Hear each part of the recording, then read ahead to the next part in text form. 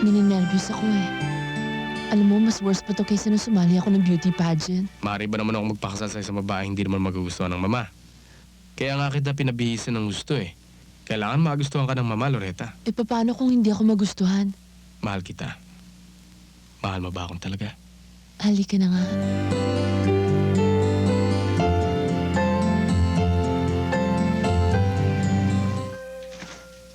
Richard! Dito ako, sweets! Ano ito, ha? Ano ibig sabihin nito? Kasal ka na pala sa iba? Niloko mo lang ako! Kasal ako noon. Noon yon, pero tapos na yon. Wala na yon. Eh, paano na tayo? Eh, di bigami ka. Hindi bigamy yun.